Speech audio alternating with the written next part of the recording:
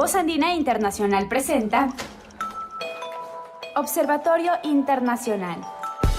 Un observatorio para examinar los desafíos actuales de la humanidad y las tendencias globales de discusión y soluciones.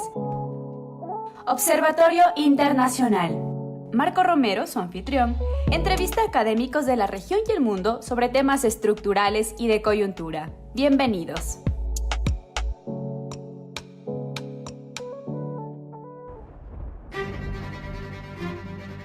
Buenos días, estimados oyentes y todas las personas que también siguen este programa por YouTube. Bienvenidos a un nuevo programa de Observatorio Internacional a través de la radio Voz Andina Internacional de la Universidad Andina. Es un gusto para mí en esta ocasión contar con la participación y amable colaboración de Sebastián Raza, PhD por la Universidad de Cambridge, recientemente, este año, ¿no? Sí, en junio. En junio de este año, quien es ecuatoriano, es académico, y como él está fresquito de su experiencia británica y de los estudios doctorales, vamos a aprovechar esta ocasión que lo tenemos por acá para conversar un poco sobre el contexto de Gran Bretaña, de su situación post-Brexit, luego pasar a discutir su experiencia de estudiar en Cambridge, del doctorado en Europa, en Gran Bretaña fundamentalmente, qué se está discutiendo en torno a eso, y terminar con algunas reflexiones, como solemos hacer en este programa de forma abierta, sin acartonado academicismo, sino también tratando de generar elementos que puedan ser útiles para las reflexiones que ustedes, nuestros amables oyentes, puedan realizar.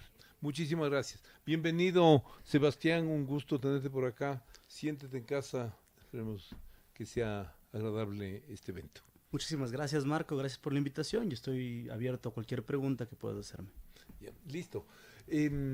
¿Cuánto tiempo pasaste en tus estudios doctorales en Inglaterra? En mis estudios doctorales son 4 años y medio, ¿Ya? realmente, pero en total estuve en Inglaterra más o menos 8 años. Ya me voy de regreso el siguiente martes, pero ya estoy como 8 años ahí.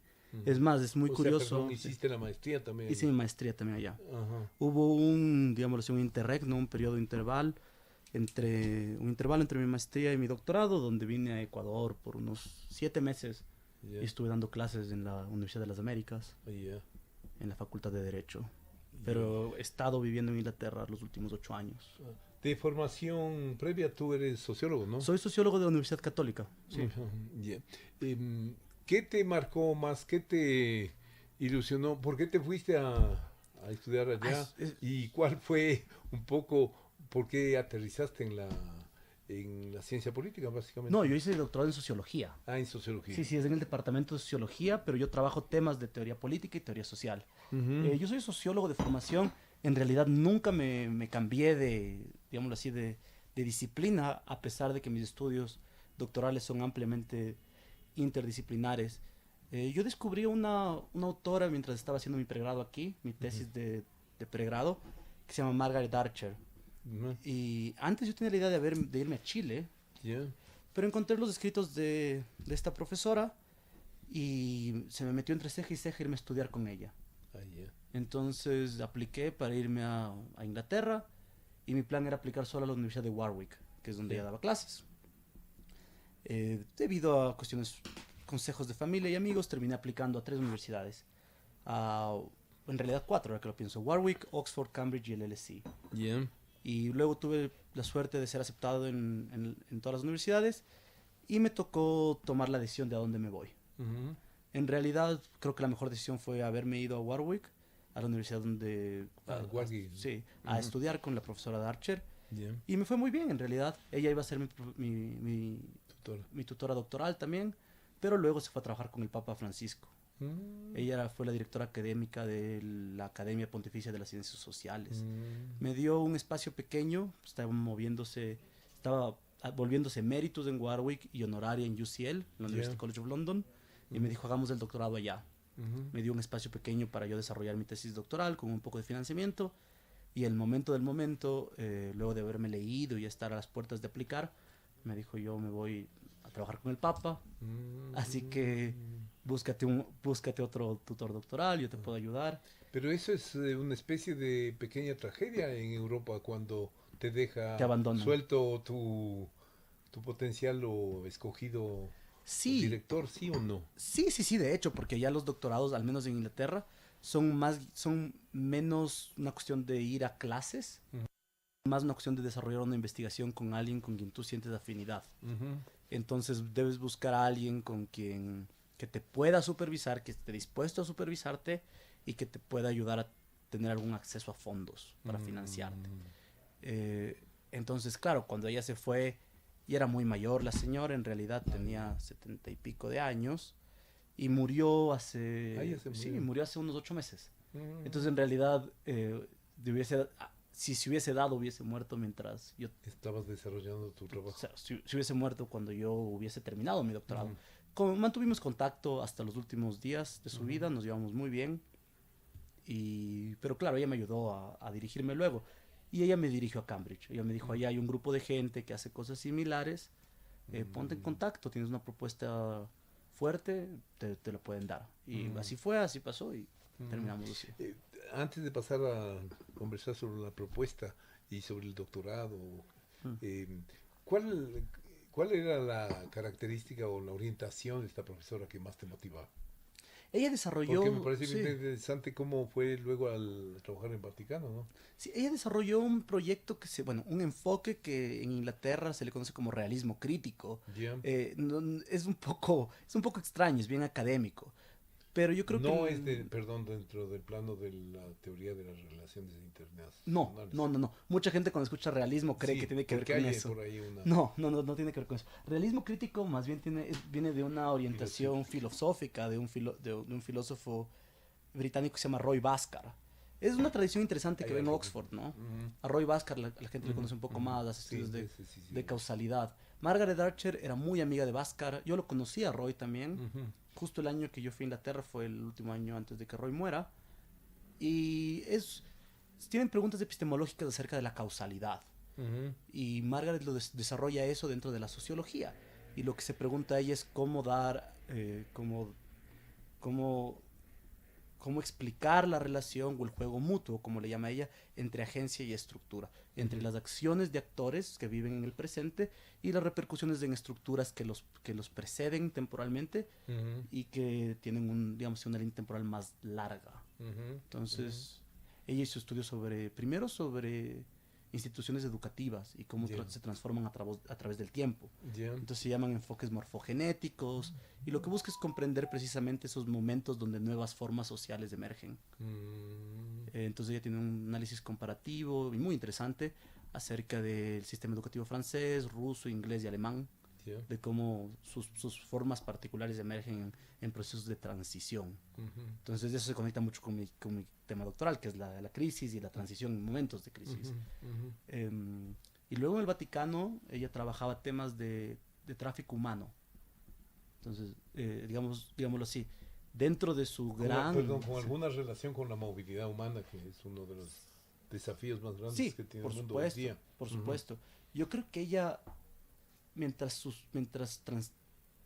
transcurrió su carrera, pasó de enfocarse en el enfoque de la morfogénesis de las estructuras sociales, digámoslo así, a la morfogénesis personal, a cómo las personas transforman sus formas de ser, a cómo las personas transforman su visión del mundo a través de experiencias complejas, como es ser traficado, migración forzada. Entonces ella se pasó a eso. Interesante. ¿Cómo es? Para terminar con esa parte, este análisis que enfatiza más la causalidad, ¿no rompe un poco con esta mayor precaución que se está tomando en cierta medida cada vez más en ciencias sociales?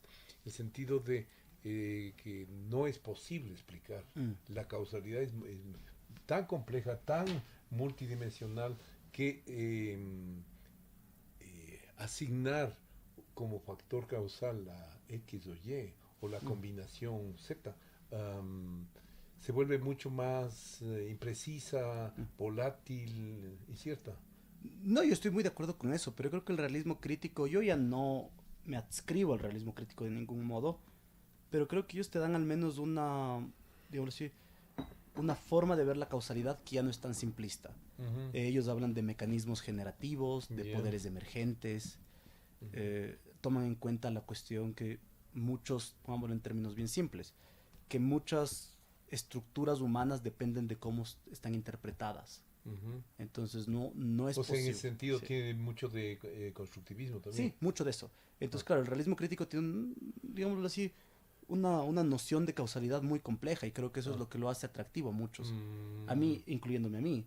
Claro, yo lo vi y dije, esto es muy complejo, toma en cuenta la reflexividad de los agentes, las interpretaciones de los agentes, y a partir de eso no te habla de una causalidad, digámoslo así, como Hume hablaba, una causalidad de correlaciones, sino te habla de mecanismos generativos, de poderes emergentes. Bien, antes de, digamos, de entrar al análisis un poco más de las características del doctorado, cuéntanos, o sea, tú estuviste antes y después del Brexit. En realidad, cuando te digo 8 años, creo que me estoy adelantando uno. Creo que cumplo 8 años del siguiente año, o sea, son por ahí. Yo llegué el año que el Brexit sucedió. Ya. Yo recuerdo haber estado aquí y pensar, me voy de maestría y, digamos, en un son de interés individual. Dije, qué bueno que haya pasado el Brexit porque le bajó el dólar.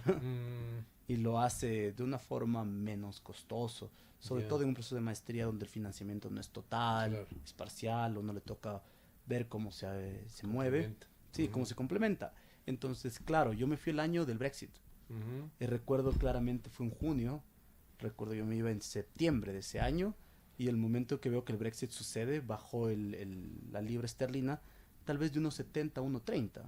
Entonces, claro. Más de un 20% casi. Sí, claro, yo dije, por mí, muy bueno. Pero yo viví la Gran Bretaña post-Brexit.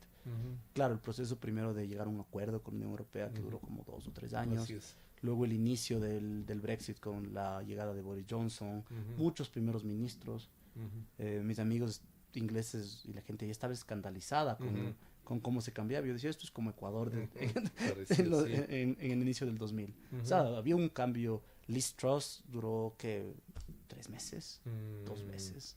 Pero lo que a mí me llamaba la atención viendo desde acá es el hecho de que efectivamente fue muy estrecha el triunfo, pero se lo aguantaron. O sea, hubo sectores que planteaban, revisemos, esto es muy costoso, muy fuerte, pero finalmente se mantuvo. Y creo que ya es irreversible, ¿no? Es irreversible. Eso es muy interesante porque dentro de Inglaterra, vean, digámoslo así, cómo el Brexit viene a darse, tiene mucho que ver con decisiones individuales, ¿no? Porque David Cameron entra a ser primer ministro con apoyo del partido UKIP, que es el partido independentista del Reino Unido, y calentando las calles con una figura polémica que se llama Nigel Farage.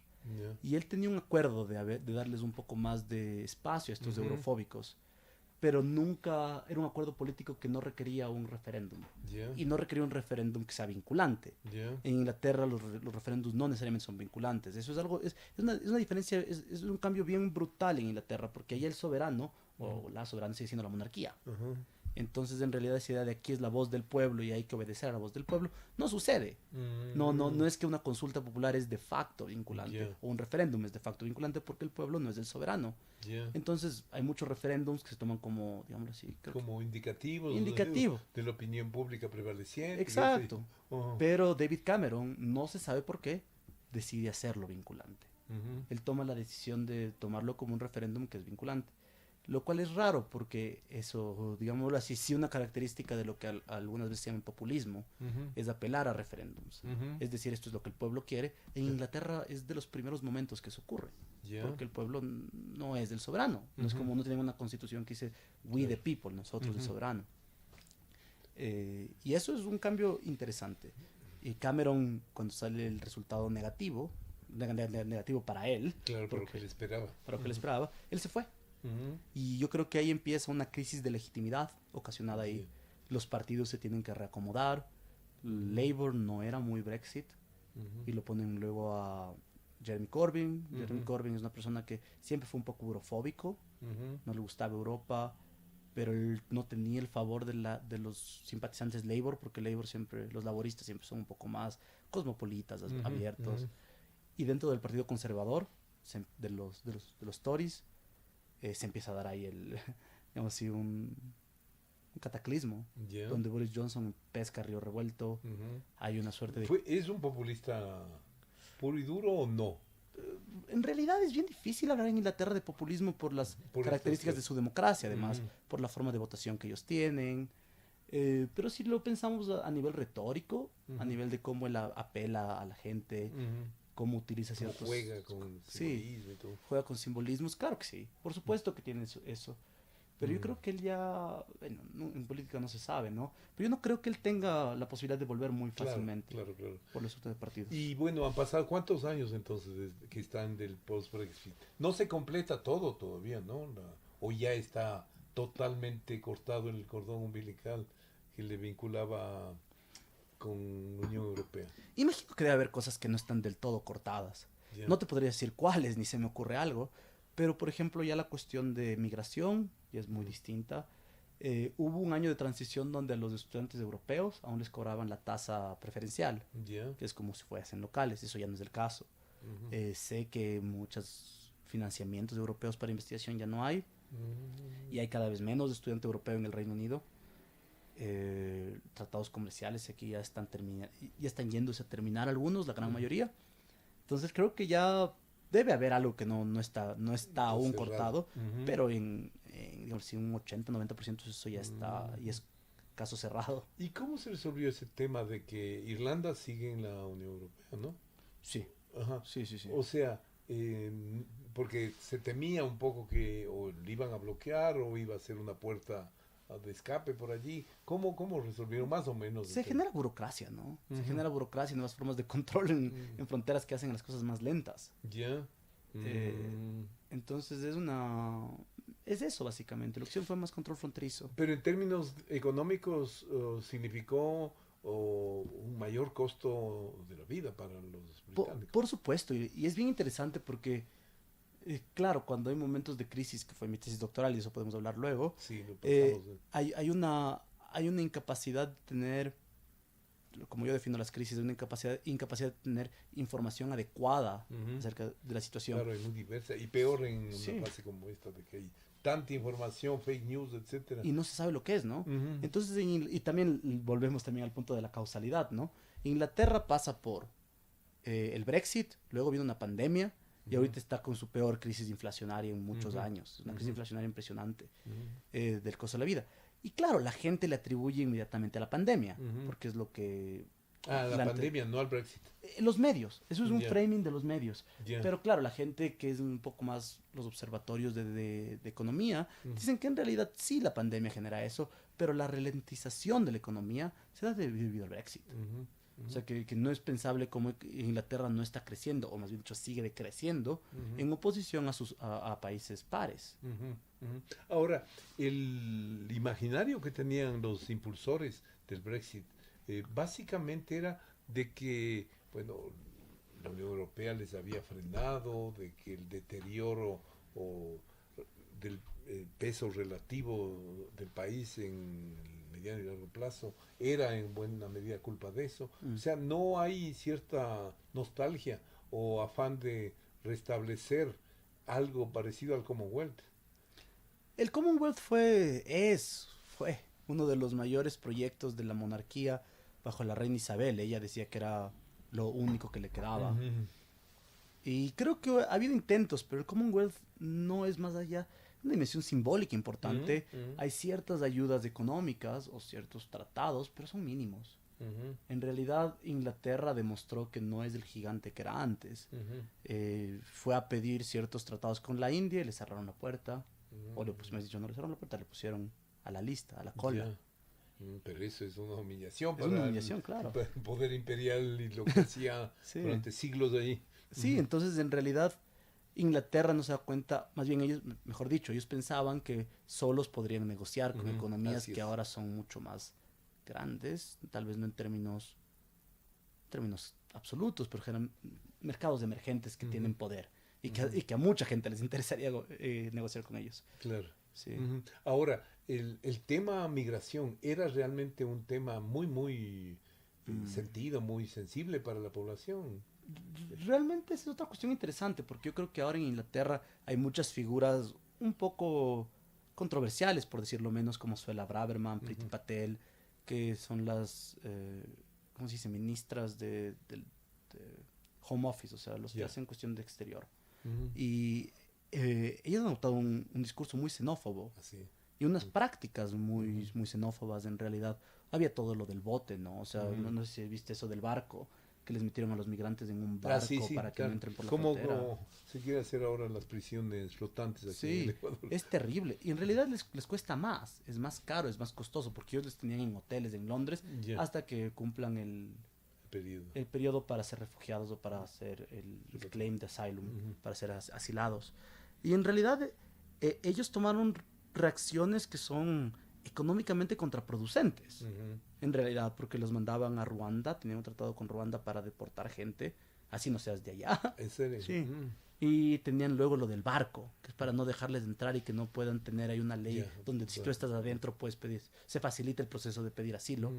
Les tenían en un barco afuera, o sea, que es carísimo. Y luego se llena de problemas sanitarios, genera mala impresión a la... O sea, a la opinión pública. Pero curioso, interesante me parece, o sea, en el fondo Gran Bretaña no escapa a esta oleada populista, nacionalista, xenófoba, con ascenso de fuerzas de extrema derecha, etcétera. Y antimigratorias, sí.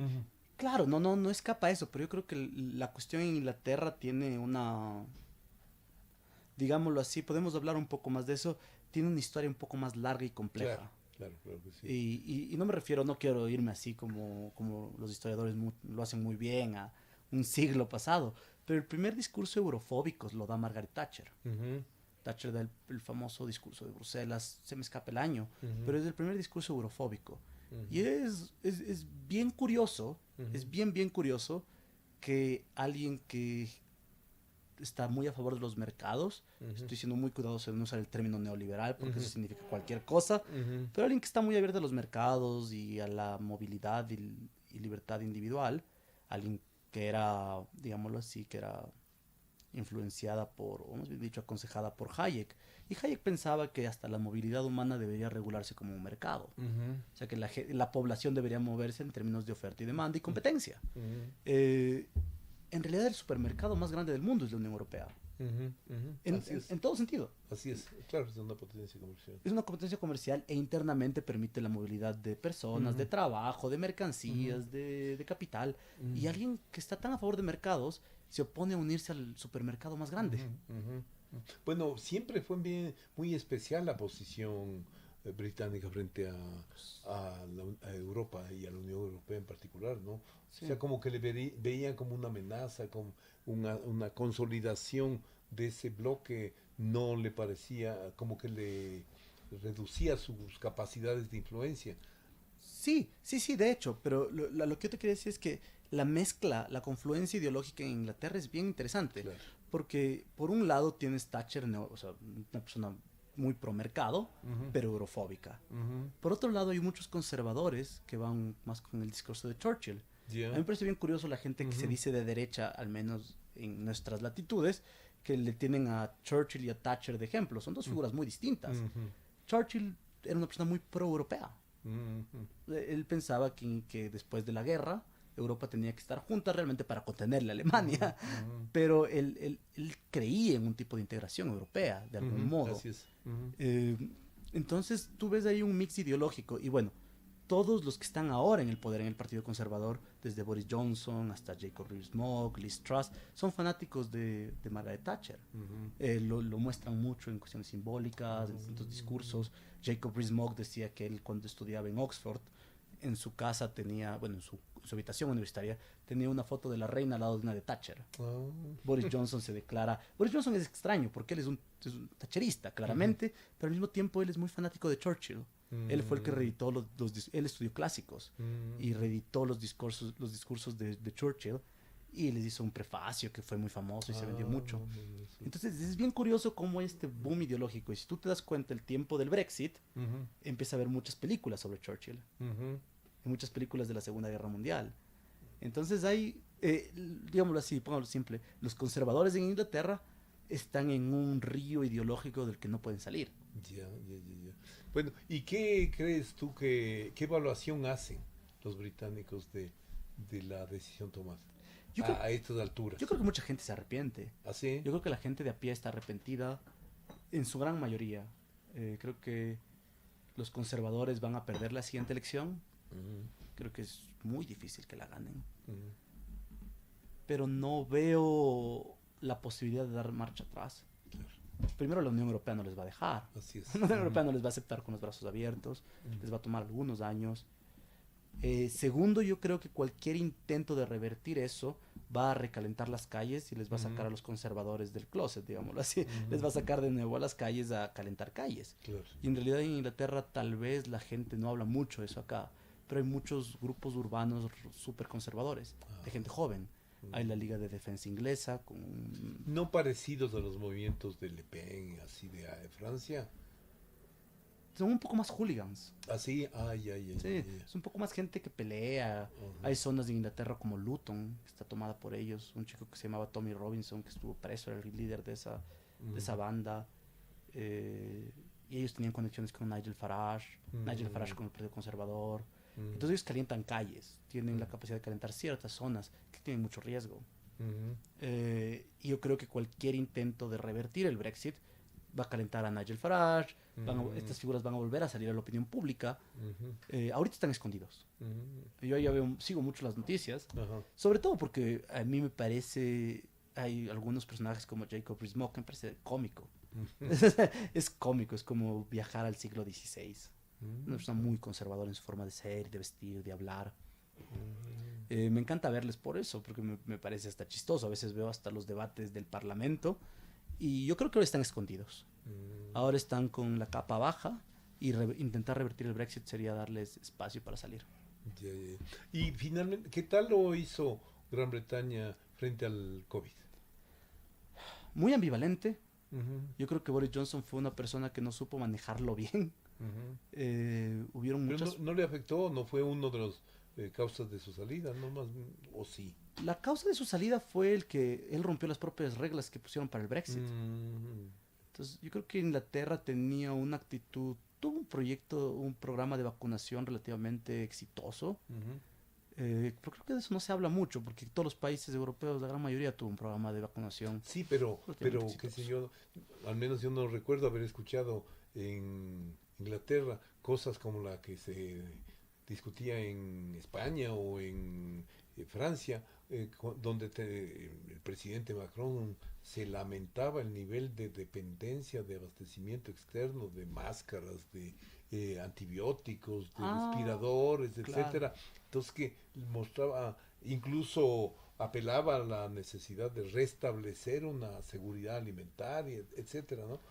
O sea, reconocía que lo hicieron mal, porque, bueno, hay una cosa, un detalle que no es menor. ¿Cómo estaba la cuestión de, no estaban en una oleada privatizadora del los servicios de salud? Yo en Inglaterra hago el mismo chiste que alguna vez le escuché a un profesor mío de la Católica ser de Argentina. Allá ya no privatizaron, lo que no privatizaban era porque era muy feo para comprar, como la Casa Rosada. O sea, ya solo se quedó lo feo. En Inglaterra está privatizado realmente hasta los energía, agua. El NHS, el sistema de salud, es lo único que no se privatiza aún, pero está terciarizado. Hay terciarización, hay falta de fondos, está desfinanciado. Pero en el caso británico no se produjeron esos problemas que en California, en otros países europeos generaron un descontento y que revertieron algunos de esos.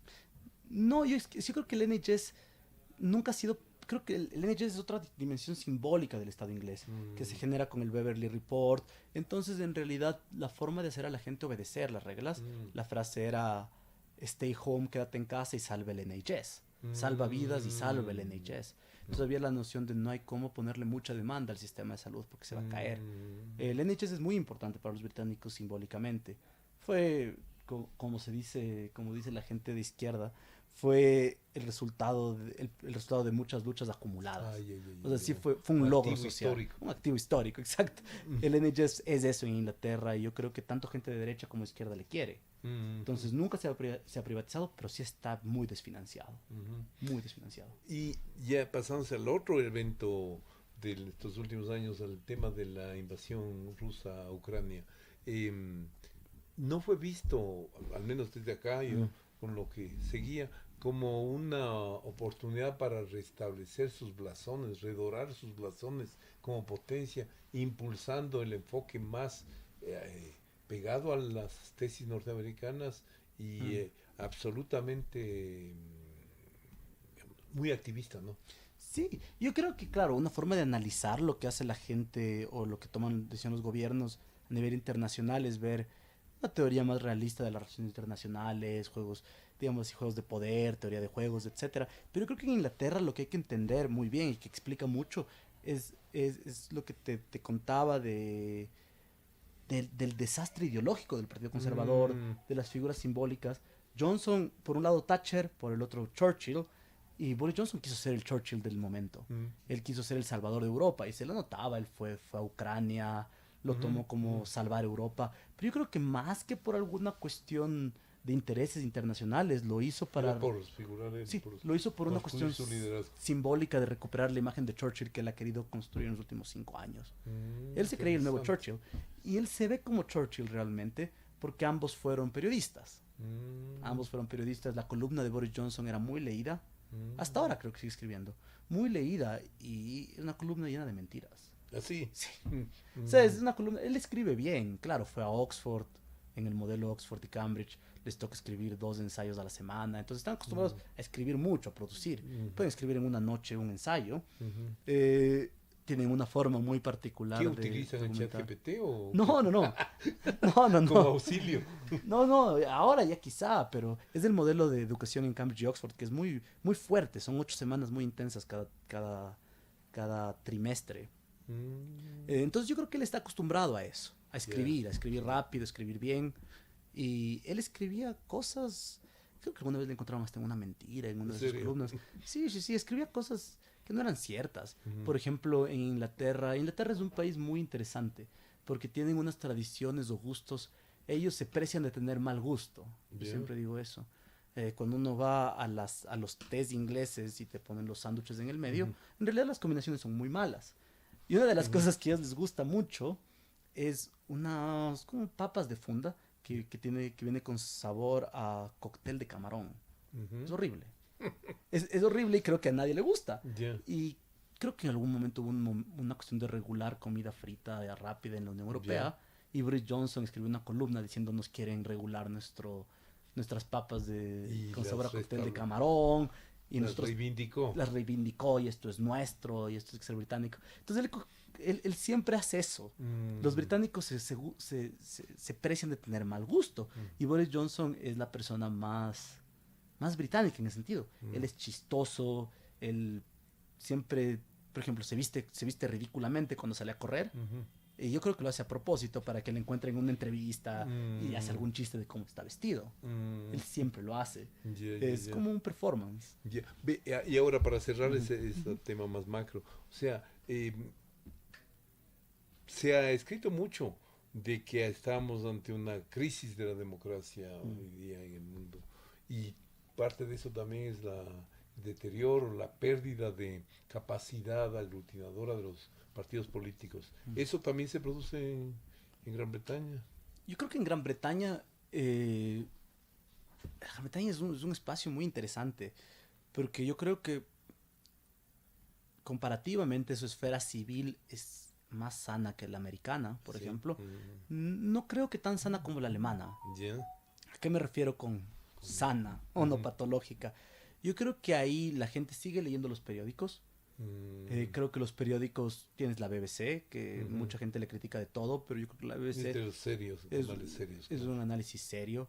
Tienes también gente de derecha, como el Spectator, donde hay un entrevistador ahí que a mí me gusta mucho, Andrew Neil, me encanta, yo a él lo escucho mucho, y él siempre les hace las entrevistas antes, cuando están en momento de elecciones, y es un entrevistador muy duro. Boris Johnson se negó a ir cuando estaba de candidato, y eso fue un shock simbólico.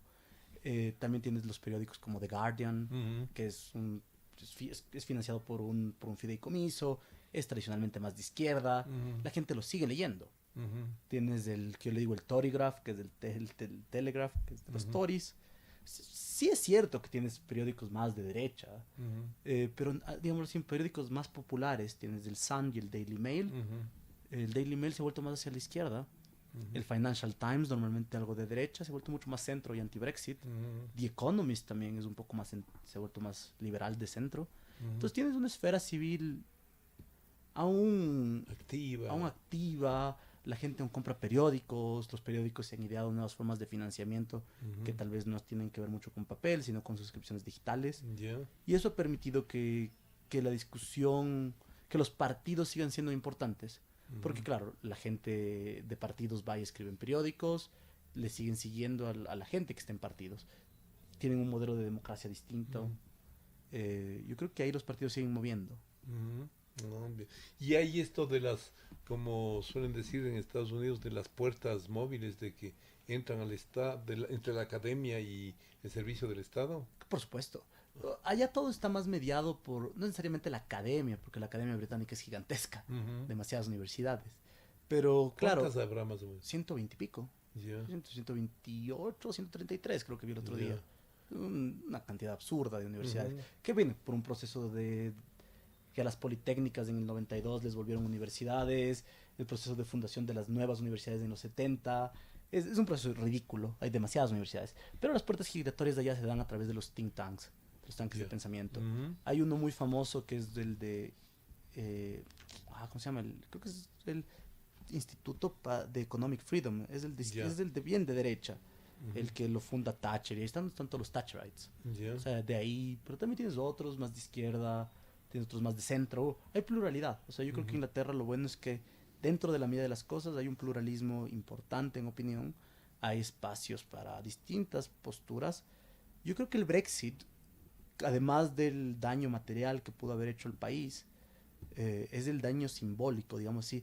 El río simbólico que creó el Labour no puede ser Labour. Se movieron a alguien que es más un comunista tradicional como Jeremy Corbyn. Ahora están con Keir Starmer, que es como un New Labour de un tipo Tony Blair. La derecha está entre volver a Churchill, a un Churchill reformado que nadie entiende, con una figura de Thatcher mezclado. Se habla mucho de John Major, que fue el primer ministro que vino luego de Thatcher. Yo tengo muchos amigos de la sociedad conservadora en Cambridge, y ellos ahora hablan de Disraeli, que es un conservador del siglo XIX, que era el contraparte de Gladstone, un gran liberal en Inglaterra. Entonces ellos están como en ese espacio de reencontrar qué fuente simbólica ideológica tienen. Y yo creo que es una falta de ideas. Yo creo que el Brexit, lo que ocurrió, lo que produjo el Brexit, la mayor crisis es la crisis de narrativas de qué es Inglaterra. Pero arriesgando un poco, y siempre va a ser una generalización, pero no es que esa falta de ideas no es también de toda Europa y de liderazgo, ¿no? Sí, yo creo que, déjame, me cambio mis palabras. No es tanto solo falta de ideas, sino falta de narrativa. Yo creo que al país le hace falta una narrativa que le mantenga junto, y ese marco narrativo es donde las ideas tienen sentido. Yo creo que pueden tener ideas sueltas, pero las ideas que tienen no encuentran ese marco narrativo que le mantiene a la sociedad cohesionada. Yo creo que eso es lo que falta ahí. Pero ese extravío que a mí me parece muy claro en el caso de Europa, o sea, porque no sabe qué mismo es y a dónde va y qué puede hacer y qué no puede hacer. No es... Yo pensaba que en Inglaterra yo lo tenía más claro, o sea, su futuro a mediano plazo, o sea, nos pegamos de Estados Unidos, reforzamos nuestros contactos con los que más nos sea útil a nosotros y punto, allá se maten y pase lo que pase. Yo creo que puede ser que esa es la idea estratégica. Pero el problema es que con qué narrativa le movilizas a la gente y le das sentido al partido que quiera hacerlo. ¿Con qué narrativa puedes hacer eso? Con una narrativa lo Thatcher, quizá. Pero mira, Liz Truss entró como la más Thatcher de todos y salió por la puerta. Salió a las 2 semanas. Y ella está en el parlamento, dijo, señor Speaker, yo soy una luchadora, yo no me rindo. Exactamente la misma frase de Thatcher. Entonces ella simbólicamente quería ser como Thatcher. Y cuando Kwasi Kwarteng, que fue se llama Chancellor, que es quien presenta el mini budget, el plan económico de los pocos días, él presenta el plan más thatcherista. Es un plan de desregulación constante. Le llamaban volverle a Inglaterra el Singapur en el Thames, Singapur en el Thames. Y era liberar mercados financieros. Básicamente. O sea que reconstruir London, el mercado financiero. Sí.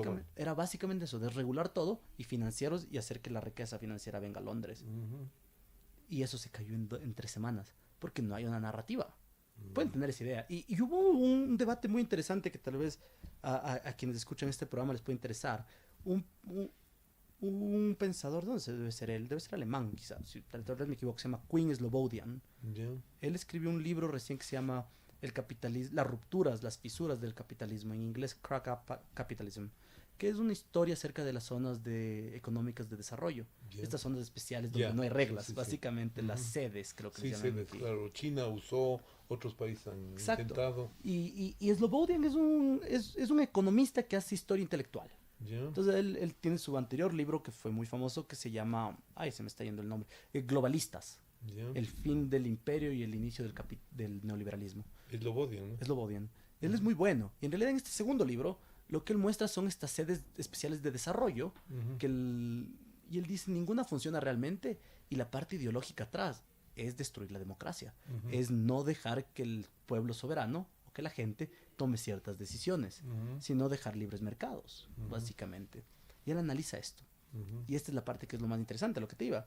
Y él termina con un capítulo sobre Singapur, que le llama los 2 Singapurs. Y él dice, hay un Singapur, que es el Singapur del desarrollo económico, y hay el Singapur autoritario, del que nadie habla. Claro.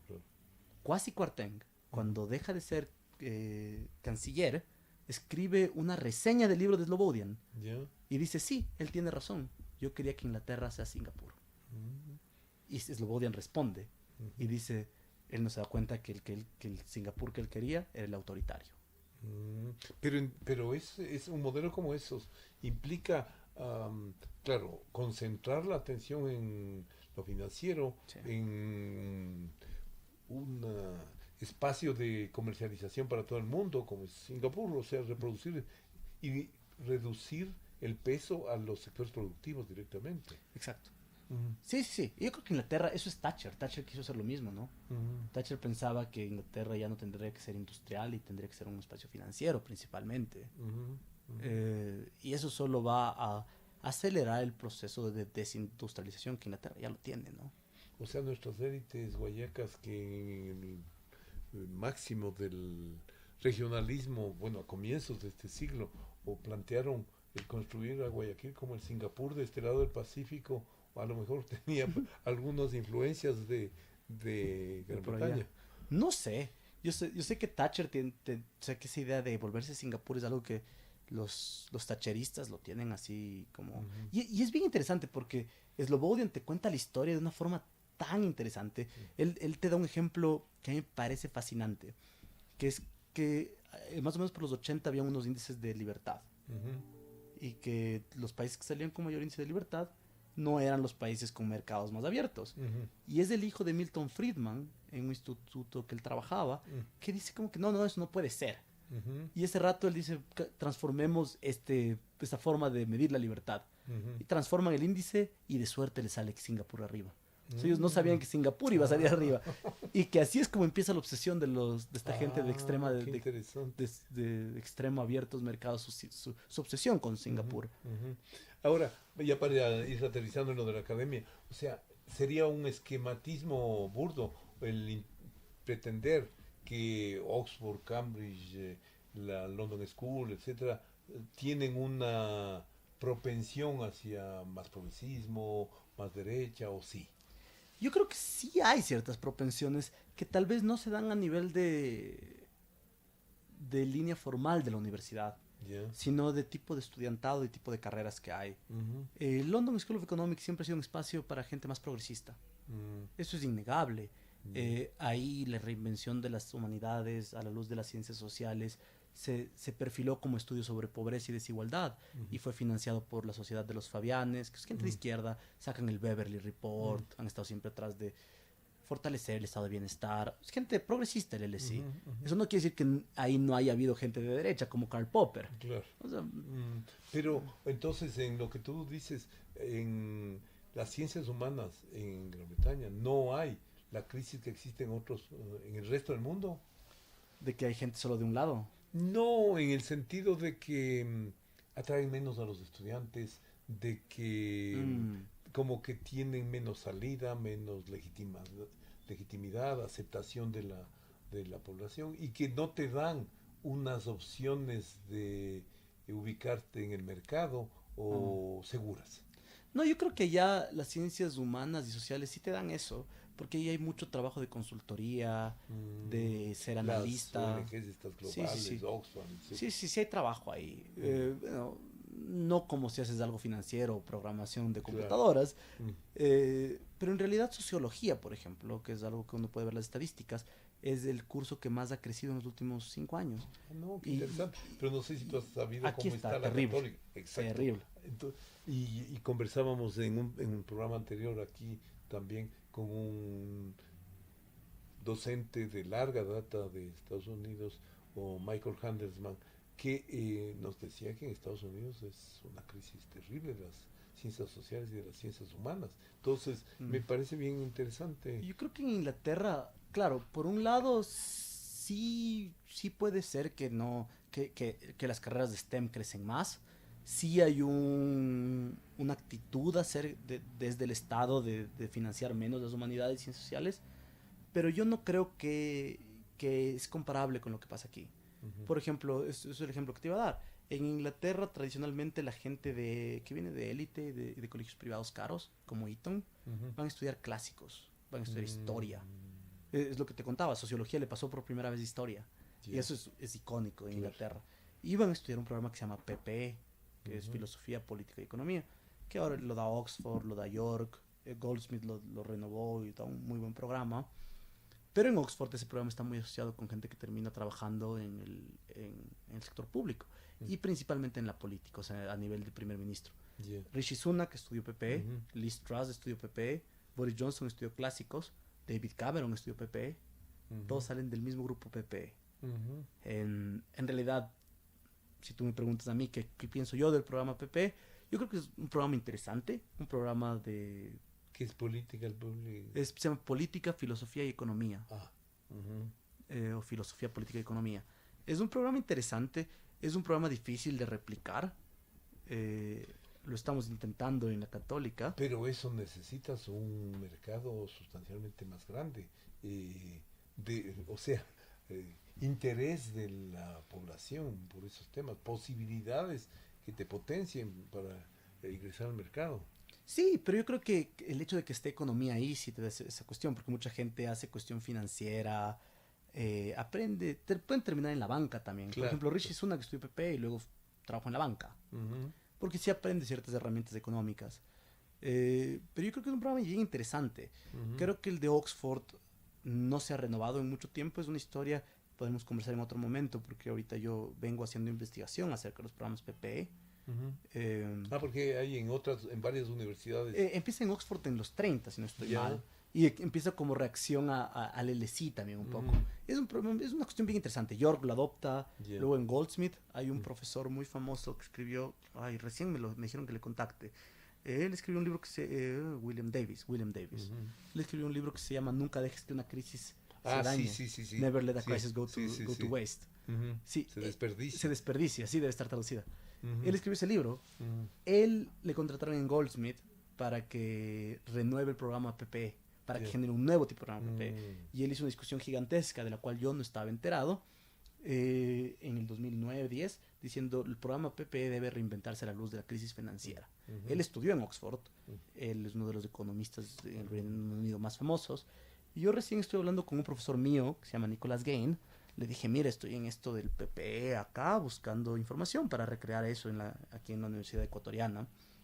Y él me dijo, ¿hablaste con William Davis? Y le dije, no. No habías leído. Le he leído, no sabía que él andaba en eso y no creo que pueda contactarle. Y él me dijo, es mi amigo. Yo le mando un correo y me puso en contacto de una con William. Bueno. Y vamos a hablar de eso, porque yo creo que es interesante verle a la formación académica en su contexto histórico, ¿no? Claro. Pensar claro que el PPE nace en los 30, se ha es ido como los reformando, estudios latinoamericanos, nace en un contexto específico. pero también se desarrolla. Por supuesto. Y también se desarrolla, y no solo se desarrolla en contenido, sino en orientación disciplinar, enfoques Y metodológicos, articulación con distintos otros campos disciplinares. y con la industria, y con el sector civil. Entonces ya hay la idea de cómo pensar este programa. Entonces, claro, venimos hablando de esto, y Oxford, PPE, por ser Oxford y por ser PPE, tradicionalmente jala gente de derecha. No los profesores, Yeah, los estudiantes. yeah. Por ejemplo, si tú vas a Oxford al programa PP, te das cuenta que en realidad todos son liberales que leen a Rawls. Les enseñan kantianismo, Rawls, teorías de justicia y un conocimiento económico relativamente keynesiano realmente. Yeah. Pero la gente que va ahí termina en el Partido Conservador, son Tories. Entonces, a lo que te iba es eso, o sea, las universidades no están politizadas como alguna gente quiere creer. Ya. Bueno, y ¿cómo están los doctorados? ¿Están en ascenso? ¿Están estancados? ¿O están más bien medio saturándose? Yo creo que la Academia Británica está un poco saturada desde hace algunos años. El Brexit también debe haber reducido los niveles de internacionalización que durante décadas le dieron una masa de estudiantes que venían de Europa, de Asia. No, sigue viniendo gente. Sí. Sí. A Inglaterra siempre va gente porque la internacionalización es hacia adentro, también hacia afuera, pero hacia adentro. La gente quiere escribir en inglés, la gente quiere escribir en los journals británicos o americanos. Entonces, como que, digámoslo así, es la puerta al mundo anglosajón más cercana a Europa. Ahora, ya no tuvimos tiempo, nos endulzamos en estos otros temas que me parecieron excelentes, pero el tema de la crisis, o sea, lo conversamos hace algunos días, pero yo te decía, ahora tenemos tantas crisis simultáneas, que no se sabe cuándo comenzó y cuándo se acabó, o que están articuladas, se ha vuelto un fenómeno permanente, no ha perdido su capacidad explicativa. El concepto de crisis no es mejor, aunque tú lo usaste al comenzar, no es mejor el de transición. Todos estamos en transiciones, que ya es todo esas un caos, no medio permanente. Sí, yo creo que, bueno, ahora la gente habla de las policrisis, ¿no? Así es. Sí, ese es el término que se está usando ahora. Yo creo que las ciencias sociales, su vocación más conceptual y teórica, es transformar conceptos vagos, que lo utilizamos en el día a día, y darles una forma sistemática, una definición clara. Yo creo que el concepto de crisis es uno de esos. Yo creo que el abuso o el sobreabuso de la noción de crisis es algo que lo usamos intuitivamente para describir un mundo que se mueve más rápido de lo que podemos procesar. Eso no quiere decir que el concepto de crisis haya perdido su actualidad o capacidad explicativa o rendimiento explicativo. Yo creo que bien definido, yo intento definirlo bien, no creo tener la mejor definición, pero intento definirlo de cierto modo que te permita precisamente discernir qué es una crisis y qué es una emergencia, por ejemplo. Qué es una situación riesgosa y qué es una situación crítica. Y pues, si quieres te puedo... O sea, son gradaciones. Sí, se puede, o sea, claro, yo no soy de esos que son muy, digámoslo así, no soy de aquellos que quiere ser dialéctico en todo y que dice, son las dos cosas, no. Yo creo que gradación es una forma de decirlo, otra forma de decirlo es que puede haber una situación de emergencia que se transforme en crisis. Y viceversa, puede haber una crisis que se transforme en una situación de emergencia. Claro que esas transformaciones, pero yo creo que sí hay una definición clara, o sí hay un valor en definir el concepto de crisis de forma sistemática y coherente. Entonces, para ir cerrando por esta vez, muchísimas gracias por tu comparecencia y ayuda para darnos elementos históricos, contextuales, muy útiles, muy interesantes. para sintetizar lo que acabas de decir, ¿el Ecuador está en crisis? Sí, por supuesto. Por supuesto, yo creo que los momentos de crisis, para definirlos muy brevemente, son momentos en los cuales hay una dislocación, yo lo llamo factual, normativa y temporal.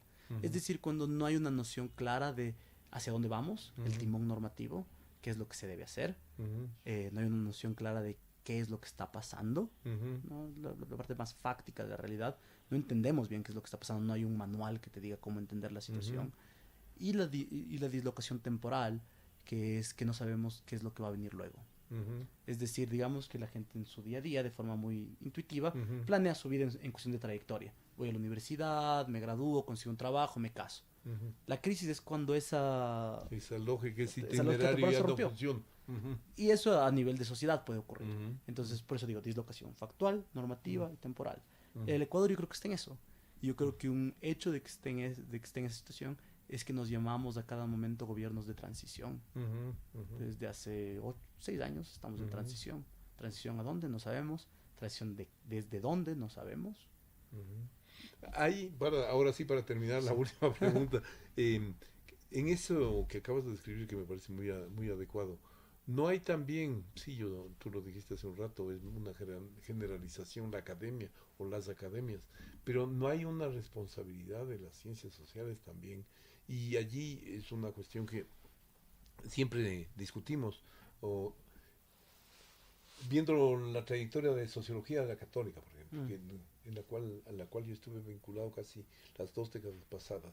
O sea, hay un rechazo al trabajo de campo empírico o al relacionarse con la investigación. Entonces, como que se deterioró el espacio que ocupan la investigación, la búsqueda de comprensión, el trabajo duro, el trabajo por un lado eso, y por otro también no hay cierto impacto de esta, que no es nuevo, viene desde, al menos desde el siglo XIX, el que las corrientes de reflexión básicamente teóricas nacen en Europa, nacen en Estados Unidos, y tienen una perspectiva, un alcance que está adaptado a esos desarrollos institucionales, normativos, de formación del Estado, que tienen unas diferencias tan brutales con lo que tenemos acá. Y con esa no te preocupes, para mí es un gusto estar contigo. Yo creo que las dos cosas que dices van de la mano, ¿no? Si no hay investigación empírica y teórica en un espacio, lo único que se enseña es lo importado. Es decir, yo creo que sí ha habido un decrecimiento de la orientación empírica, teórica y metodológica de las ciencias sociales en Ecuador. Creo que el debate está estancado, no solo en la católica, sino en otras universidades. Populismo es el tema que venimos hablando 25 años. Creo que desde que Agustín Cueva se dio el primer debate con, se me ve el nombre. Con Quintero. Con Rafael Quintero, sí. Desde ese primer debate seguimos ahí. Y claro, es difícil salir de ese espacio. Y creo que las ciencias sociales tienen una responsabilidad, y su responsabilidad es buscar informar el debate público, informarlo en términos bien llanos, sin menospreciar a la comprensión de la gente. Pero la academia también, además, las ciencias sociales y humanidades son muy esotéricas. Es verdad, sí, un poco, a eso era mi segunda caracterización a la que me refería. Entonces, estamos como aislados. Estamos como aislados. Pero lo que yo sí quiero hacer énfasis es que yo no creo que el hecho de que hagamos investigación aquí tiene que ser hacia nosotros mismos. Esa es mi crítica a los estudios latinoamericanos coloniales. Brutalmente, claro, estoy completamente de acuerdo. Pero por otro lado, sí, yo coincido que predomina un parroquialismo brutal acá. O sea, acá estamos todavía en la fase de hiperglobalización. O sea, la crisis de 2008 y lo que sucede después todavía no ha ocurrido acá. Sí, yo creo que también uno puede hacer mucha mea culpa y decir es culpa de la academia ecuatoriana, que algunos errores ha tenido y tiene, pero también es parte de un entorno mucho más amplio. Por supuesto. Y yo creo que lamentablemente en Ecuador existen modas intelectuales. Excelente, eso estoy completamente. Existen modas intelectuales también en la esfera pública, ¿no? Totalmente. Yo cuando era más joven, cuando era adolescente, todos eran economistas en los medios. Ujú. Luego todos fueron constitucionalistas. Ujú. Ahí.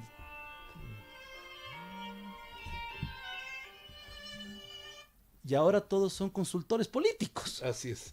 Entonces, y es interesante porque eso, claro, la consultoría política es el marketing político, la comunicación política es algo interesante, Ujú. pero pasamos hablando de cómo está la campaña hecha. Ujú, ujú, No hablamos de otro tema. ujú. Los constitucionalistas, con el debido respeto, yo no sé cómo hay tantos.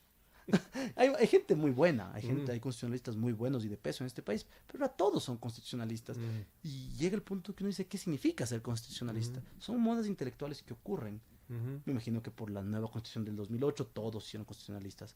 Ahora, como todos de la campaña, acerca de campañas, todos son El consultores marketing políticos. político. En el 2001, 2002, todos eran economistas. Ujú. Son modas políticas y es porque tenemos una esfera civil que no es capaz de generar debate real. Ujú. Es decir, si nos reúnen en un programa de radio, he escuchado por la sociedad civil, digámoslo así, por dar un nombre, manejado por Andrés Carrión, que es alguien a quien la gente le escucha, Ujú. y están 5 gentes que hacen consultoría y asesoría política, van a estar hablando entre ellos, van a hablar de datos, de la estrategia de campaña, de la comunicación. Nadie te habla de cuestiones que hacen investigación acerca de pobreza, ruralidad, desigualdad, condiciones económicas, sociológicas o antropológicas del crimen. Ujú. Ujú. Todos te hablan de la comunicación. Ujú. No, muchísimas gracias, estimado Sebastián. Me ha encantado. Espero que a nuestra audiencia también le haya servido mucho estas reflexiones. Básicamente, plantearnos preguntas. Respuestas no hemos dado. Muchísimas gracias. Muchísimas gracias a ti, Esperemos Marco. contar contigo alguna otra oportunidad. Gracias. Un gusto. Marco Romero, anfitrión del programa Observatorio Internacional, les agradece su sintonía a este programa. Observatorio Internacional, una producción de Voz Andina Internacional. Hasta pronto.